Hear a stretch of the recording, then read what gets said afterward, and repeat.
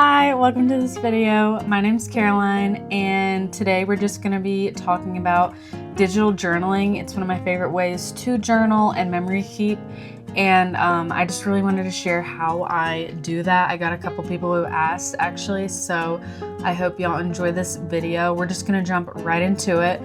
And if you enjoy memory keeping or journaling, fashion, lifestyle content, go ahead and like and subscribe. Thank you so much for being here, and let's just get right into the video. Thanks. So we're just going to go onto Canva, and then we're going to open up the social media, and then I like to use the Instagram feed post because I post mine on Instagram, but you can really use whatever sort of template you'd like. And then you're just gonna upload all of the pictures and files you're gonna be using. I went ahead and pre-uploaded mine because it does take a second sometimes, but you're just going to do upload files, and then you can go to like any of your albums you want. And so here are all the pictures that I'm gonna be using. And so the one I'm gonna start with first is the Renaissance fair that I went to. And I actually like to put a picture as the background. I think it makes it look more scrapbooky. And then I just like to pick what pictures I'm gonna be placing on top. And I have Canva Pro, so I will be using the background remover. But if you do not have Canva Pro, don't worry, at the end of this video, I'm gonna be showing a free version you can use with Adobe to remove any background if you'd like, or you don't have to remove any backgrounds, but I just like the look of it because it sort of makes it look like you've cut out pictures and placed them, sort of like how you would on a scrapbook. And so yeah, now I'm just like placing all of the pictures and figuring out where I want them to be. And I like to crop things, and this is just sort of the trial and error period. And the good thing about digital journaling is that you can redo things, whereas if it is on paper, once you paste it down, you're kind of stuck with it there. But here you can really mess around with it. So now I am playing with the brightness on some photos and making it stand out a little bit more on the background. And sometimes I'll do this outside of the Canva app. I actually prefer just to use the iPhone, but I forgot to do the pictures before, so I'm just using the Canva app for this. But I think the iPhone is a little bit better about the filters and things like that if you want to use any of those. And once again, I'm just using that background remover. It's really easy. I would really recommend the Canva Pro app, but like I said, there's going to be a tutorial at the end if you need to know how to use a secondary free app if you just want to use the Canva free version, which is totally fine. I used that for months before I got Canva Pro.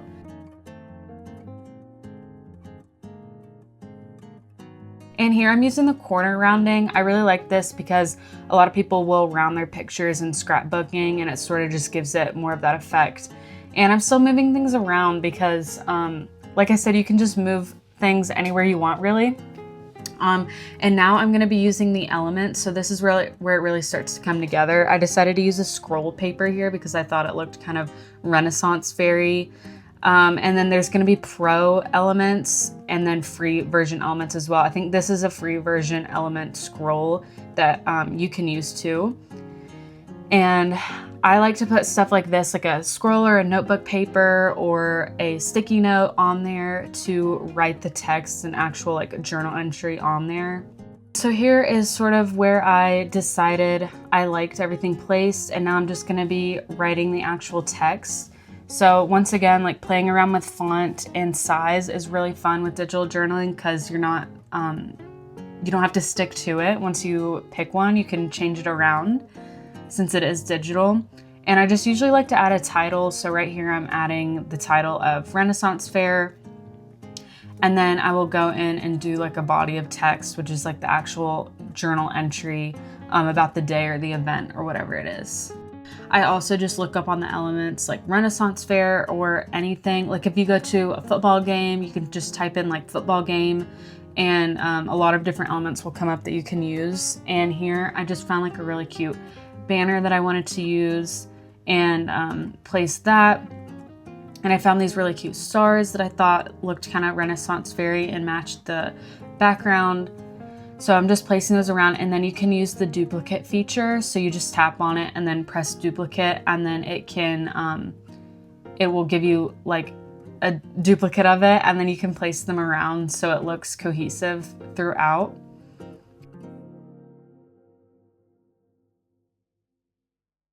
And now I'm just using the draw feature because I really like to outline the images in white. I think it makes it stand out more and just look a little more cohesive. And although you want things to blend together, you also want to be able to tell what the images are. So I like to outline things. And I have a shaky hand, so don't worry if your hand is shaky and it doesn't look like a exact straight line, because I think that's sort of half the beauty of it, that it just looks hand-drawn, because it is, even though it's on an iPad.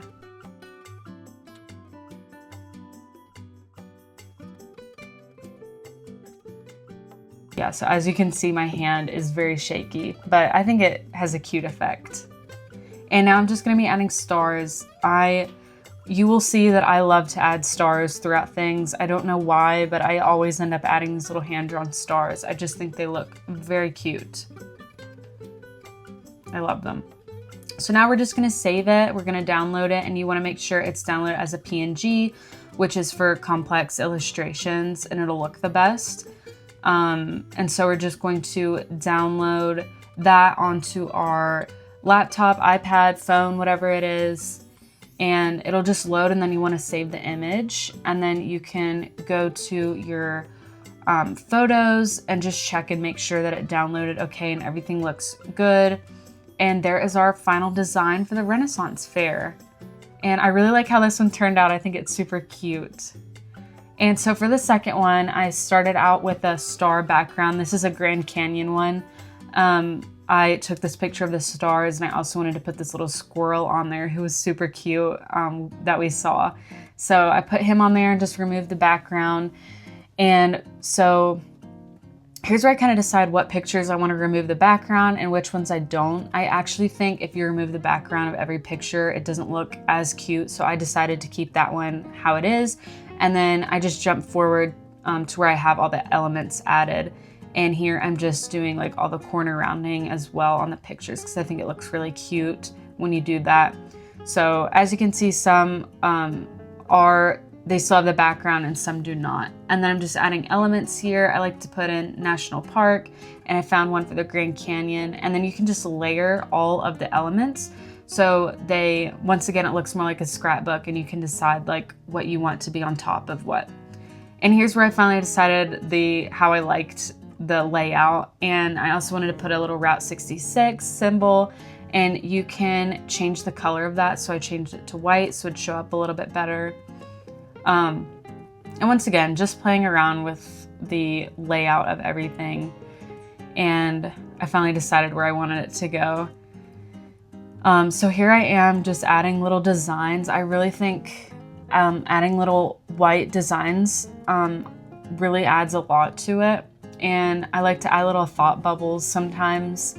So here I just put food, because this squirrel was begging for food for about 15 minutes from us, and we weren't allowed to feed him. Don't worry, we didn't, even though I really wanted to. And yeah, just some more designs here. There's him again. He was begging. And just outlining again, because I think it makes everything stand out and look a little prettier.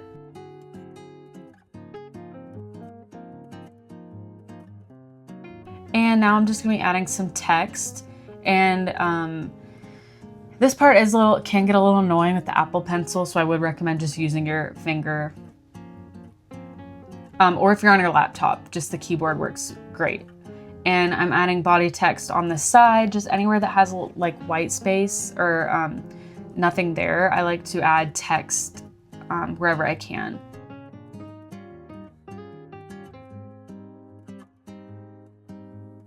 Then I decided to change the font because I thought this font matched a little bit better, and I'm really glad that I did. I think it tied everything in well. And then now it's time to add some more elements. So I wanted to add some, like either a sun or some cacti or like a stamp or something. And I ended up doing the cacti, and see how I'm layering the cacti on top of the pictures. It kind of acts as like a washi tape or something, like when you're really regular journaling. And I decided to add a little Arizona symbol as well. And this one got a little busy, but I think it looks really cute still. And for the final touch, I wanted to underline the Grand Canyon just so it stood out a little bit more.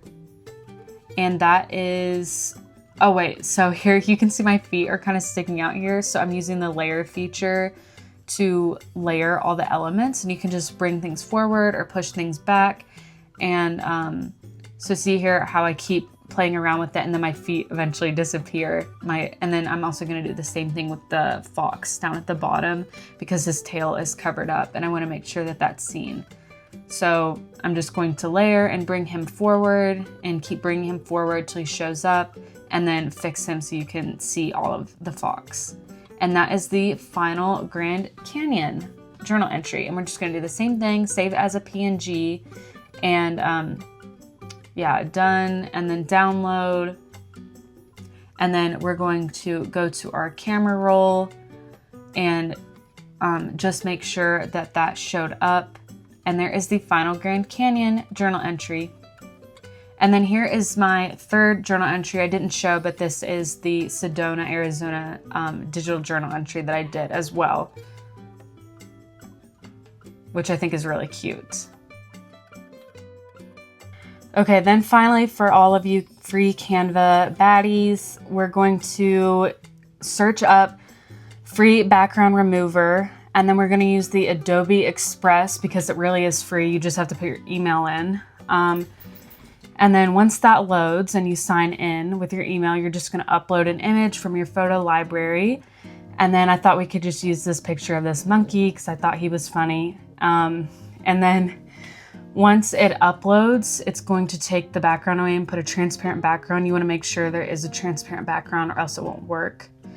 And then you just download it and make sure that that downloads to your laptop. So I'm just clicking on that button at the top and downloading that, saving the image to my photos.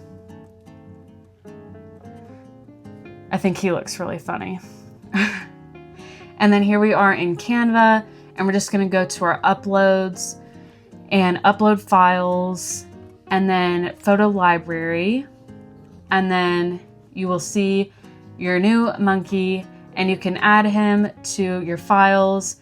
And there he is. And just to show you how it works, you will just click on that new photo and the background is gone. So it does take a little bit, but if you don't have Canva Pro and you just have the free version, this will work good for your digital journaling.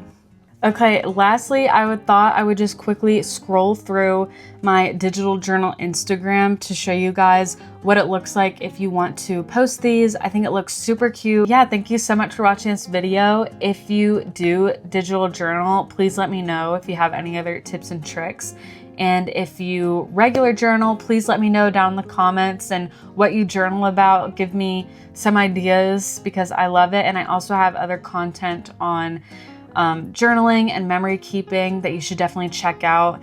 And yeah, thank you all so much, and I will see you in my next video. Bye.